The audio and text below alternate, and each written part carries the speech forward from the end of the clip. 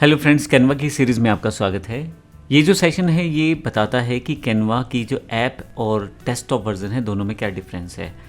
मैं बेसिक सी जानकारी आपको बता देता हूँ, क्योंकि अगर आप कैनवा को मोबाइल पे यूज़ करना चाहते हैं तो आपको ऐप की रिक्वायरमेंट रहने वाली है, जबकि आप वेब वर्जन में डायरेक्टली आप उसको ब्राउज़र में खोल के प्रयोग कर सकते हैं, जैसे मैं आपको दिखा रहा था।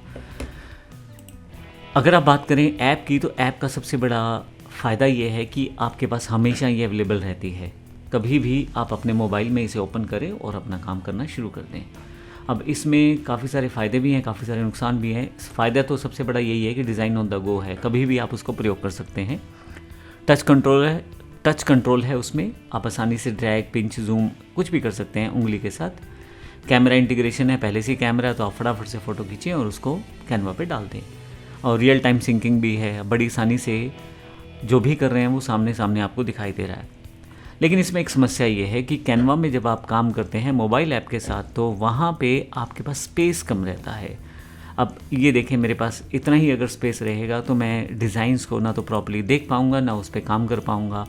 जितना कॉम्प्लेक्स डिज़ाइन होगा उतना ही मेरा समय भी ज़्यादा लगेगा और मैं उस तरह से उसको एडिट भी नहीं कर पाऊँगा। तो अगर मैं मोटी मोटी बात करूँ तो बेसिक फीचर्स के लिए या जो सोशल मीडिया कि आपको इमेजेस बनाने हैं, थोड़े से चेंजेस करने हैं, तो ऐप बेहतर रहती है। प्रैक्टिकली अगर आप देखें तो मैं यहाँ आ जाता हूँ, एक डिज़ाइन ओपन कर लेता हूँ, ये वाला। अगर मैं इसको एडिट करना चाहता हूँ, मैं अभी इसको मिनिमाइज़ कर लेता हूँ, थोड़ा सा साइज़ थोड़ा सा छोटा कर लेता हूँ इसको। रीज़न क्या है कि मैं इसको मोबाइल वर्जन में दिखाना चाहता हूँ आपको। अब ये देखें, ये इस वक्त मोबाइल वर्जन में अवेलेबल हो गया है। अब आपके पास डिज़ाइन के लिए एरिया कम है। ये मेरे पास डेस्कटॉप में है, लेकिन जैसे ही आप अपना मोबाइल यूज़ करेंगे तो मैं कुछ एलिमेंट ओपन करूँ या टेक्स्ट ओपन करूँ तो वो इमेज के ऊपर आ जाता है, थोड़ा सा काम करना मुश्किल हो जाता है। तो अगर मैं बात करूँ तो अगर आप फुल डिज़ाइन टूल की बात करें तो थोड़ी सी समस्या मोबाइल ऐप वर्जन में रहेगी। ब्रांड किट जो मैंने आपको दिखाया था, ब्रांड से काम करने के लिए आपको थोड़ी सी समस्या रहेगी, क्योंकि लिमिटेड चीज़ें रहती हैं, बेसिक कंट्रोल्स रहते हैं।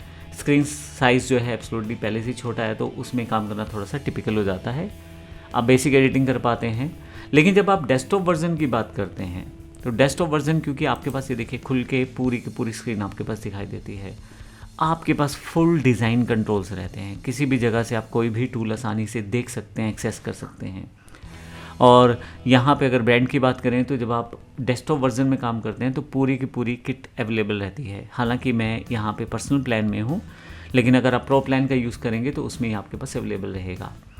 अब क्योंकि हम लोग काम कर रहे हैं डेस्कटॉप में, तो डेस्कटॉप पे काम करना और ईजी हो जाता है। किसी भी चीज़ को आप कहीं भी प्लेस कर दो, आप आसानी से देख भी पा रहे हो, कर भी पा रहे हो। जब आप वीडियो पे काम करते हो तो और इम्पोर्टेंट हो जाता है आपके पास कैनवा का डेस्कटॉप वर्जन, क्योंकि आप देखें यहाँ पे ना वीडियो में एडिट करना और टिपिकल है। आपको टाइमलाइन भी देखनी है, साथ में आपको ऊपर की तरफ वीडियोस का डेमो भी देखना है, साथ साथ एडिटिंग भी करना है। इन सब चीज़ों के लिए आपके पास स्क्रीन बड़ी होती है तो आसानी से काम होता है। इसी तरह से AI टूल्स की बात करें तो जैसे मैंने आपको ऐप्स भी बताई थी, तो बहुत सारी एप्लीकेशन आपके पास रहती हैं जिनको आप आसानी से यूज़ कर पाते हैं। लेकिन अगर आप डेस्कटॉप वर्जन में यूज़ कर रहे हैं तो आपके पास चीज़ें जल्दी और ज़्यादा बेहतर हो पाती हैं।